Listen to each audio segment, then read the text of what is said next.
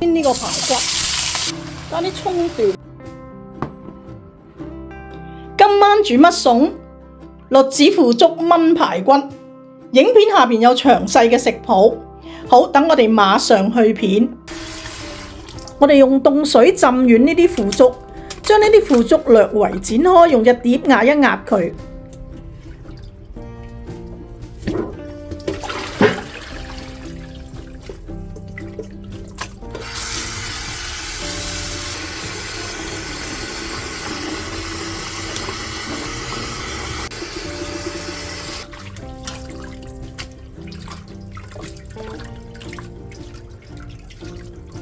浸軟嘅腐竹擎乾水，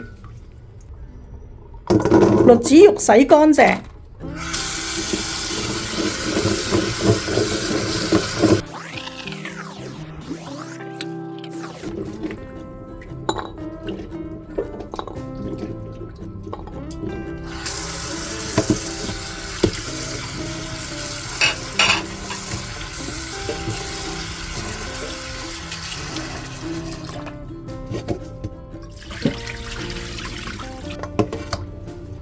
我哋俾少少生粉或者麵粉落去洗一洗個排骨。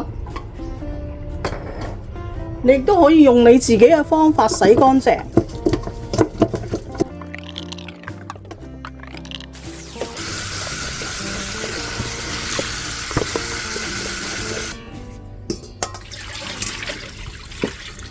洗乾淨嘅排骨擎乾水。我哋先煎一煎呢個排骨。落水鑊之後，由佢煎一陣先反轉。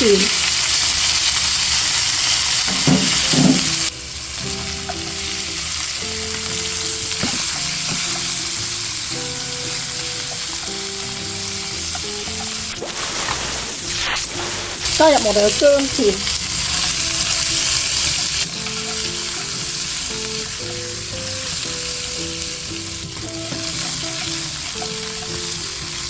我哋加入1粒嘅冰糖，1湯匙嘅蠔油，1湯匙嘅生抽，少少嘅老抽，好少就夠㗎啦。加入熱水，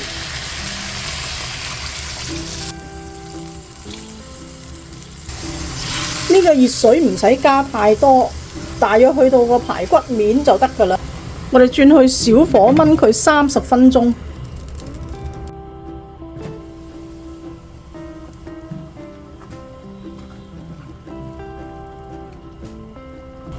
我哋呢個栗子呢需要燜15分鐘，呢個腐竹呢燜5分鐘。咁我先將呢個栗子燜10分鐘先。呢個佢中間啲節浸唔得好透，我都俾埋落去燜。我哋中小火燜佢10分鐘。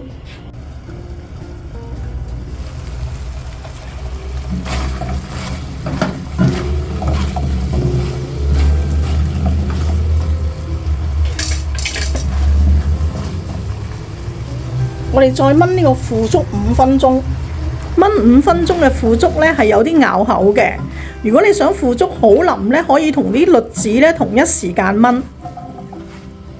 你留意個汁，如果個汁太少，嗱，好似我呢個汁都差唔多收乾，你就用小火再燜多佢5分鐘。如果你個汁係比較多嘅，你可以中小火燜嘅，等佢一路收翻乾嗰啲汁。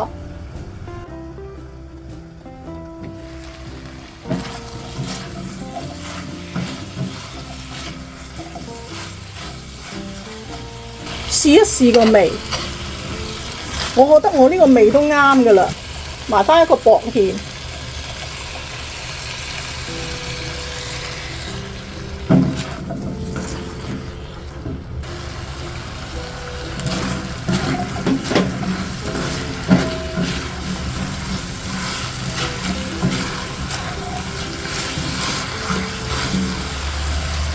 加啲葱段。兜勻就可以上碟。呢個栗子腐竹炆排骨係咪好易煮呢？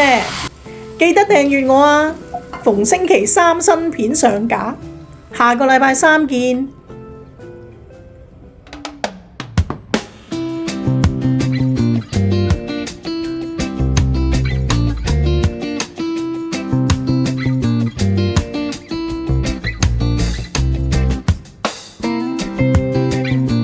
我哋燜佢30分鐘。